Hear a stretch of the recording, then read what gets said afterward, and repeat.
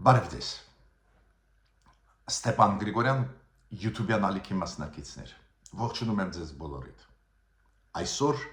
հուլիսի 30-ն է։ Մենք շարունակում ենք մեր աշխատանքը։ Ես պետք է ասեմ, որ շատ լուրջ զարգացումներ գնում են Մերձավոր Արևելքում,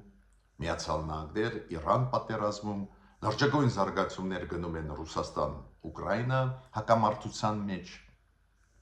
Բայց այսօր այնուամենայնիվ ես ուզում եմ նորից անդրադառնալ ռուս-հայկական հարաբերություններին։ Լուրջ զարգացումներ են գնում այս դաշտում։ Դա է պատճառը, որ անպայման մենք պետք է ուշադիր հետևենք այդ զարգացումների։ Այդ զարգացումները ցույց են տալիս, որ Ռուսաստանի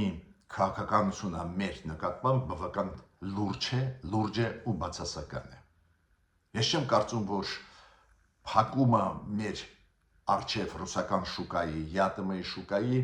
դա միայն արդյունք է նրա, որ Հայաստանը որոշում ընդունեց գնալ դեպի եվրոինտեգրացիա։ Իմ կարծիքով ավելի խորքային է այստեղ հարցը։ Իմ կարծիքով Ռուսաստանում կա որոշում ցրել, ոչնչացնել մեր անկախությունը, մեր սուվերենությունը։ Ու տարբեր ձևերով ուզում են մեզ թուլացնել։ Այս տեսանկյունից երբ որ նայում ես,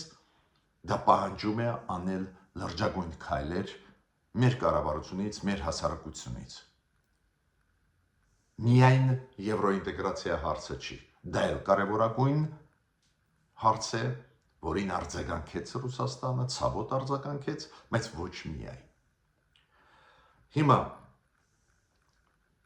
այսօր մենք այդ թեմայով կխոսենք ու մինչև սկիզբը մեր զրույցի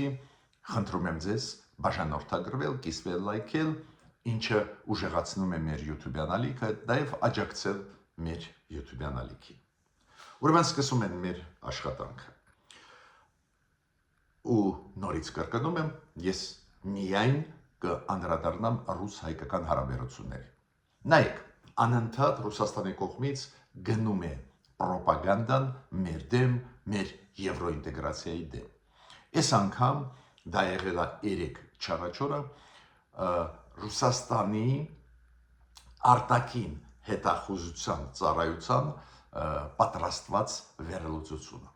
Այս պատրաստված փաստաթղթում, որը հրապարակվեց Ռուսաստանի կողմից, խոսվում է Եվրամիություն Հայաստան հարաբերությունների մասին։ Մի քանի թեզիսների մասին ասեմ, որ դուք տեսնեք ինչքան շատ են ստերը, ինչքան շատ են այն նարատիվները ռուսական Եվրոպայի դեմ,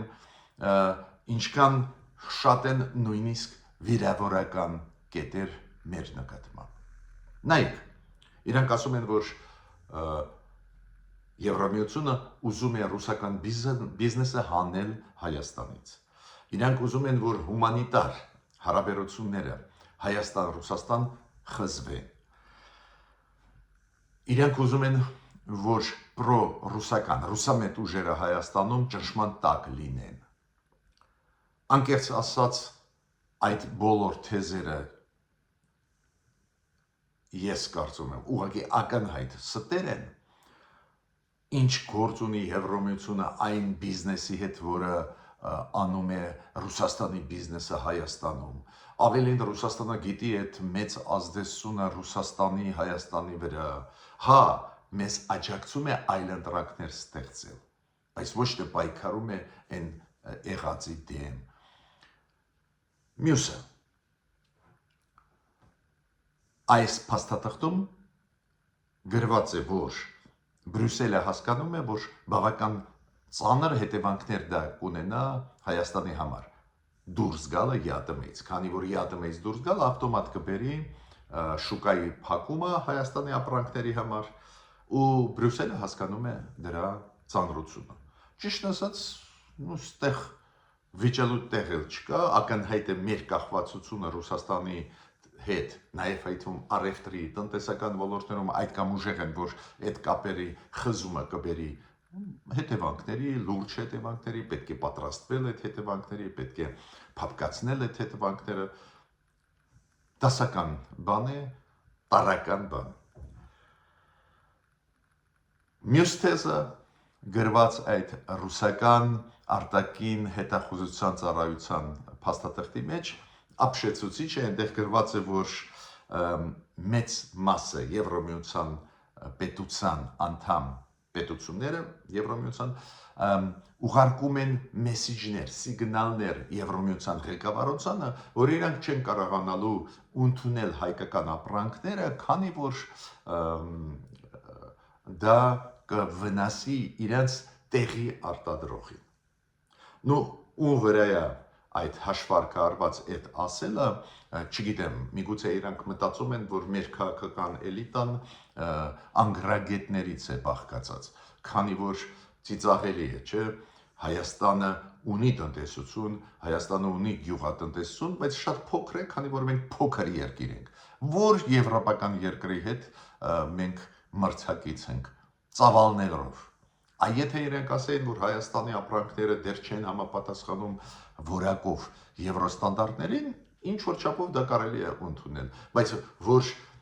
մենք կարող ենք մրցակից լինել, ասենք, բանջարեղեն ծախելով Եվրոպայում կամ մարգեր, ծիծաղելի է։ Փոքր քանակի ստեղ մասին է խոսքը, ուրեմն ոչ ոքի մենք չենք խանգարի Եվրոպայում ու ոչ մի աղազանգներ չկան, որ չուղարկեք հայկական ապրանքներ։ Ուղղակի այնտեղ որակի հարց կա, այո,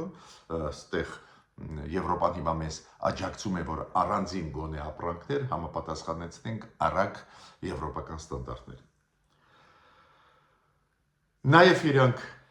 փորձում են մեր ու Եվրոպայի միջև խնդիրներ առաջացնել, ասում են այդ վիզա լիբերալիզացիան, որը առաջարկում է Եվրոպան, խոստում է տալիս Հայաստանին, չի իրականացվի, ասում են, որ այս խաղաղության խաչմերուկը, որով Եվրոպան նաև խրախուսում է Հայաստանը դեպի Եվրոպայի ինտեգրացիա գնալը, սա խաբեություն է։ Ես պետք է ձեզ ասեմ, վիզա լիբերալիզացիայով դուք գիտեք, մենք զբաղվում ենք, մեր կազմակերպությունը, մենք մոնիտորինգ ենք պարբերաբար անցկացնում, վիզա լիբերալիզացիան իրոք հիմա թափով գնում է, մենք հիմա ունենք կենսաչափական անձնագրեր, մոտ ժամանակներս բաժանումը կսկսվի մեր քաղաքացիներին, դա իրոք բարձրացնում է մեր պաշտպանությունը, մեր փաստաթղթերի ուժը միջազգային հանրության մեջ, ուրեմն ոչ ոք մեզ չի խաբում, ստեղ էլ խաբեություն է։ Ու բացի դրանից այս Ռուսաստանի արտաքին հետախուզության ծառայության փաստաթղթում գրված է, որ տնտեսությունը շատ ծանր վիճակում է Եվրոմիության մոտ։ Դա է պատճառը, որ Եվրոմիությունը չի կարողանալու ձեռք բերել փողեր, որ կոմպենսացնի Հայաստանի դուրս գալը ԵԱՏՄ-ից, ուրեմն շատ ցավոտ կլինի դա։ Ու էդ որ Եվրոմիությունը այդքան աջակցում է Ուկրաինային, պարզ է բերում է նրան, որ Եվրոմիությունը չի կարող աջակցել Հայաստանին։ Ստեղ ուղղակի սուտ է, Եվրոմիությունը զարգանում է, տնտեսությունը զարգանում է, աճում է, Եվրոմիությունը ժողովրդավարական համակարգ է, դա է պատճառը, որ նաև խնդիրների մասին են խոսում, բայց ինձ հավատացեք, եվրոպական տնտեսությունը շատ տապով զարգանում է, ամեն օր իրենք ավելացնում են օգնությունը Ուկրաինային, հասնող տարեկան կտրվածքով 90 միլիարդ դոլարի կամ 100 միլիարդ դոլարի, ինձ հավատացեք, աջակցել Հայաստանին 3 միլիարդ եվրո տալու համար, որ Հայաստանը ավելի մեղմ իրավիճակում հայտնվի ԵԱՏՄ-ից դուրս գալու, ոչ մի խնդիր չի լինի Եվրոմիության համար։ Բայց այդ օրինակը ես հատուկ բերեցի, որ դուք հասկանաք, ինչքան լուրջ է տրամադրված Ռուսաստանը մեր դեմ։ Մանիպուլյացիաները, նսեմացուցիչ արտահայտությունները այս փաստաթղթում ակնհայտ են։ Հիմա վերադառնանք Նիկոլ Փաշինյան-Պուտին հեռախոսազրույցի։ Այդ հեռախոսազրույցը դուք հիշում եք, մենք մանրամասն 3-4 վերլուծել ենք, չեմ կրկնի, գլխավորը նա էր, որ Պուտինը չորով ասեց, դուք պետք է հանրաքվե անցկացնեք, ու վերջ, չի բացվի։ Նիկոլ Փաշինյանը ինչ որ բաներ ասեց, փաստաթղթից պաշտոնական մեկ տեսնում եք, որ Նիկոլ Փաշինյանը ասեց, սխալ է, որ խախտվում են ԵԱՏՄ-ի խաղի կանոնները, խախտվում են երկկողմ պայմանագրեր Հայաստան-Ռուսաստան, դուք հիշում եք։ Ու վերջ, դրանով բաժանվեցին կողմերը։ Հիմա դրանից հետո Պեսկովը ինչ որ բան ասեց, հետո Նիկոլ Փաշինյանը այսօր երեք խոսած լրագրողներին ասեց ու բացեց շատ կարևոր բաներ, բայց միջ այդ ես պետք է ասեմ, որ Պուտինը Մյուս օրը ամսի 28-ին հուլիսի մյուս օրը հեռախոսազրույցից հետո Փաշինյանի հետ զանգեց Ալիևին։ Չեն ասում ով նախաձեռնեց, պնդում են, որ նախաձեռնեց հենց Պուտինը նախաձեռնեց հեռախոսազրույցը Ալիևի հետ։ Այո, պաշտոնական Կրեմլի հաղորդագրության մեջ ինչի մասին էր խոսվում, որ ռուս-ադրբեջանական հարաբերությունները զարգանում են, բնականon, ակտիվ, միջկառավարական հանձնաժողովը աշխատում է, միջգերատեսչական, ինչ որ ընդհանուր խոսքեր եւ այլն։ Բայց ինչի զանգեց Պուտինը։ Մի քանի ժամանակ առաջ էլ խոսացել է Ալիևի հետ, ինչու մի հատ էլ հիմա զանգեց, էդ էլ հաշվի առնելով, որ Փաշինյանի հետ ինքը չէր խոսում խաղաղության process-ի մասին, Ադրբեջանի հետ չէր խոսում Հարավային Կովկասի մասին, խոսում էին Փաշինյանը Պուտինի հետ միայն մեկ հարցով, այս ԵԱՏՄ-ի շրջանակներում ստեղծված իրավիճակի մասին։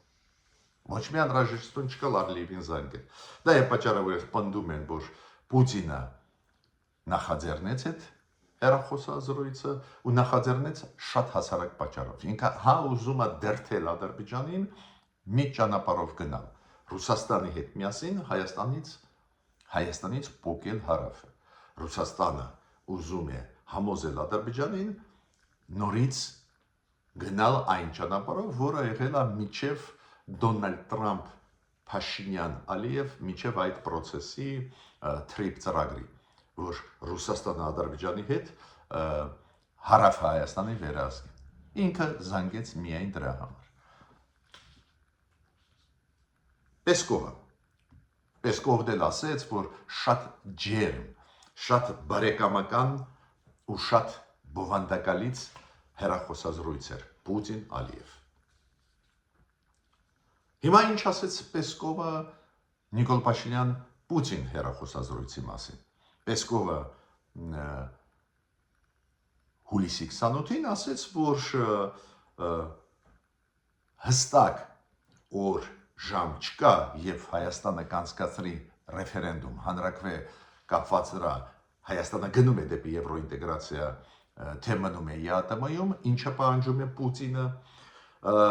բայց ինքը ասում է չնայած նրան, կողմերը համաձայնվեցին, որ անհրաժեշտ է շտապ անցկացնել հանրակրվե։ Ուստեղ հղում կա, Պեսկովի մոտ հղում կա նրան, որ եւ Պուտինը եւ Նիկոլ Փաշինյանը համաձայնվեցին, որ ինչքան կարելի է շուտ պետք է դա լինի։ Անկեղծ ձեզ ասեմ, 3-4 օրը, երբ որ այս բարերը ասեց Պեսկովը, ես սպասում էի երբ կարձագանքի Նիկոլ Փաշինյանը, քանի որ միայն Նիկոլ Փաշինյանը մասնակից է այդ հեռախոսազրույցի Պուտինի հետ կարող էր հերքել այս մանիպուլյացիան։ Պարզ է, խոսացել են այդ թեմայով, բայց ես կասկածում եմ, որ Նիկոլ Փաշինյանը համաձայնվեց, որ շուտ կարճ ժամկետում պետք է անցկացվի այդ հանրակրվեն Հայաստանում։ Ավելին,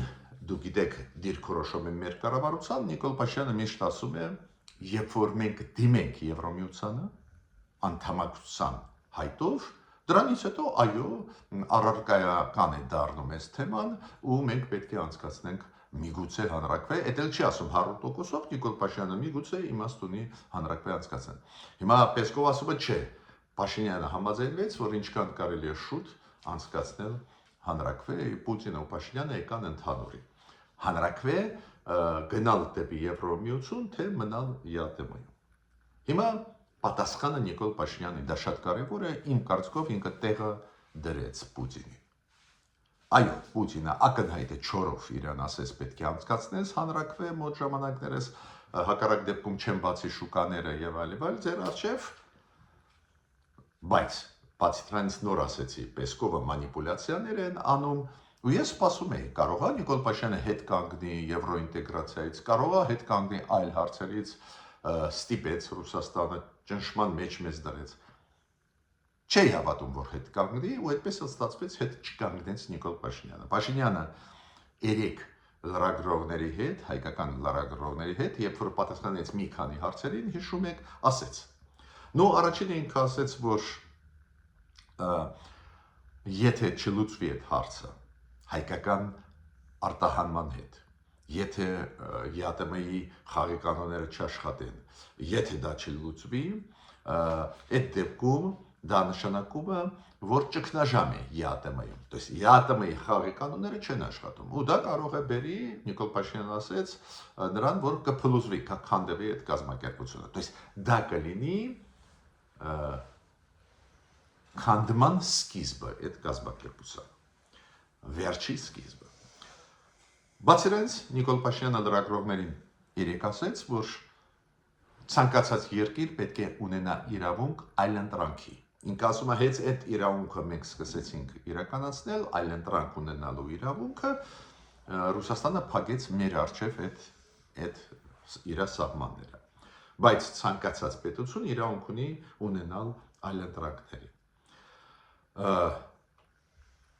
Մյուսը շատ կարևոր է։ Այս այլընտրանքը,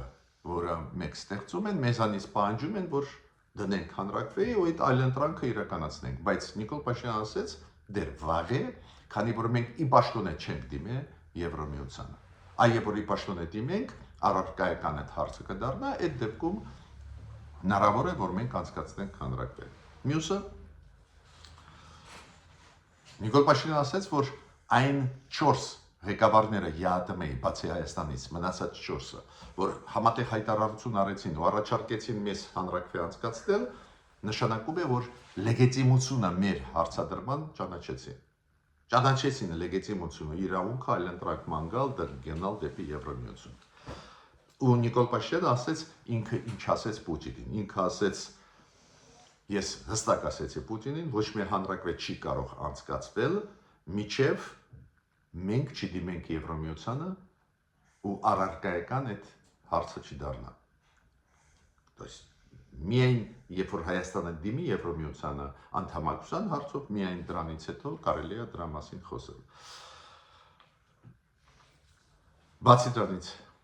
Նիկոլ Փաշինյանը ասեց, որ երբ որ քննարկել ենք մենք այդ հարցը Պուտինի հետ, այս այլընտրանքներ, որ իրավունք ունենալ պետությունները, Պուտինը համաձայնվեց, որ ցանկացած պետություն, նաև Հայաստանը իրավունք ունեն ձևակերպել այս այլընտրանքները, լեգիտիմ իրավունք ունեն։ Եվ ես հայտարարեցի Պուտինին, մենք այս ճանապարհով կգնանք։ Այս մասը շատ կարևոր է իմ ասածի մեջ, որ Նիկոլ Փաշինյանը երեկ ասեց, որ ոչ թե ինքը համաձայնվեց Պուտինի հետ, որ հանրակրվեի պետք է անցկացվի, այլ համաձայնվեց դրա հետ, որ երբ որ մենք դիմենք Եվրամիության անդամ դառնալու, նոր կարող ենք մտածել դրա մասին։ Բացի դրանից ցանկացած երկիր, Նիկոլ Փաշինյանը ասեց, որ Պուտինը համաձայնվեց ինձ հետ, ցանկացած երկիր իրավունք ունի ստեղծել իր համար լեգիտիմ այլընտրանք։ Ու նորից Նիկոլ Փաշինյանը երեք 2 թե 3 անգամ կրկնեց. Եթե այդ հարցը հիմա չլուծվի, ԵԱՏՄ-ի շուկան չբացվի Հայաստանի ապրանքների առջև, այս բարիերները, խոչընդոտները չվերացվեն, ինքը ասեց, դա կլինի վերջի սկիզբը ԵԱՏՄ-ի։ Նաև Նիկոլ Փաշինյանին հարցրեցին, գիտեք ինչ, այ դուք չեք մտածում, ինչու ձեզ չշնորհավորեց Վլադիմիր Պուտինը։ Նիկոլ Փաշինյանը ասեց, այո, Վլադիմիր Պուտինին չշնորհավոր է այս հաղթանակի կապակցությամբ եւ վերընտրվելու վարչապետի վերընտրվելու կապակցությամբ, բայց ինքը ասեց, այդ դեպքում ում հետ էր խոսում Պուտինը։ Ինքը ինձ հետ էր խոսում, Հայաստանի վարչապետի հետ, ուրեմն ինքը ինձ ընդունում ճանաչում է։ Բայց ես ուզում եմ ասել, որ չեմ ուզում խառնել ֆորմալ ճանաչումը իրոք շնորհավորական խոսքերի հետ։ Շնորհավորելը ընդունված է, եթե պետությունները ասենք ունեն լուրջ հարաբերություններ եւ այլն, դա շատ ընդունված է, դրանով լեգիտիմությունը, դրսի լեգիտիմությունը ել ավելի ուժեղանում է ու փաստը, որ Պուտինը չի շնորհավորում, շատ բանի մասին է խոսում։ Ես չեմ տխրում դրանից, այդ ուրիշ բան է, համարում եմ, որ ամենակարևոր բանը, որ մեր ղեկավարները ունենան ներքին ժողովրդի կողմից տրված լեգիտիմությունը, ինչը ունի Նիկոլ Փաշինյանը, բայց ցանկացած դեպքում դա խոսում է Պուտինի վերաբերմունքի մասին մեր ժողովրդի նկատմամբ, մեր պետության նկատմամբ։ Ես պետք է ասեմ, որ նաև պարոն Պապոյանը, մեր էկոնոմիկայի նախարարը խոսեց այս թեմաներից, դա էլ շատ կարևոր է, որ ոչ միայն Նիկոլ Փաշինյանը, նաև այլ կառավարության անդամները խոսային, օրինակ Պապոյանը ինչ ասեց, որ ոնց կարա լինի այդպես, Էմիրատները առնում են մեր ապրանքները, Չինաստանը առնում է, Եվրամիությունը առնում է, մենք դուրս են գալիս այդ շուկաները, ինչի մասին է խոսքը, ուրեմն մենք համապատասխանում ենք ռուսական ստանդարտների, բացի դրանից ինքը ասեց, որ ինչու՞մ է էությունը տնտեսական համագործակցության ազատ առևտրի գոտիների ու ԵԱՏՄ-ին ազատ առևտրի գոտի է, որ այդ 5 երկրներում անդամ ԵԱՏՄ-ի Ռուսաստան, Բելարուս, Ղազախստան, Ղրղստան, Հայաստան պետք է ապրանքները, ծառայությունները, նաև աշխատուժը ազատ շարժվեն։ Եթե ազատ չեն կարող շարժվել, ուրեմն այս ձևի կառույց չկա ու ինքը ասեց, որ ԵԱՏՄ-ն կարող է նույն ճանապարհով գնալ, նույն ճակատագիր ունենալ, որը ունեցավ ՀԱՊԿ-ը։ ՀԱՊԿ-ը չի աշխատում, սառեցված է Հայաստանի մասնակցությունը։ Հիմա ԵԱՏՄ-ն կարող է նույն ճանապարհով գնալ ու դա է պատճառը, որ ինքը ասեց, որ այդ հարցերը պետք է լուծվեն արագ։ Հակառակ դեպքում այդ կազմակերպությունը կարող է ճգնաժամի մեջ ընկնել։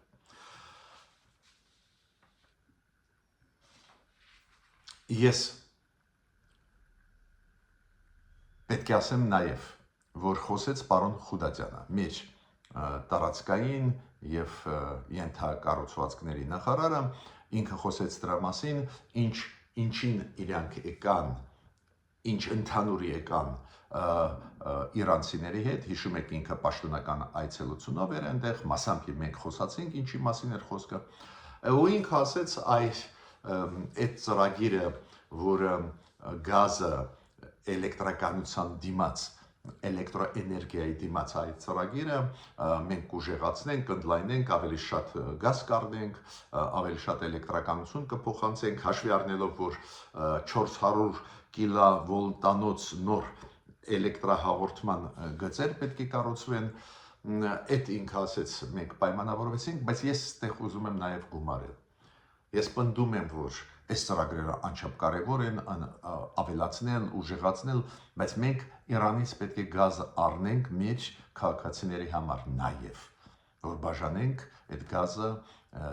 քաղաքացիներին։ Ոչ միայն այս ծրագրերով սահմանափակվենք գազը էլեկտրաէներգիայի դիմաց։ Ավելին հիշում եք շատ էր քննարկում մի ժամանակ 20 տարի առաջ, որ Իրանը ուզում է Հայաստանի տարածքում կառուցել նավթամշակման գործարան։ Ու այդ ծրագրերը հիմա էլ քննարկվել են, նավթի նախարարը դրա մասին խոսեց, ուրեմն ես կառաջարկեի մեր կառավարությանը չշեղվել այս կարևոր ծրագրերից նաև։ Պարզ է, որ ծրագիրը, մի ծրագիր է, որը կա ուժեղացնել, դա էլ նորմալ է, բայց մենք պետք է այլընտրանքային գազ ստանանք, այլընտրանքային գազ ամենահեշտ ճանապարհը ստանալ դա Իրանն է։ Ես ավարտեցի իմ ելույթը, մինչ նոր հանդիպումներ։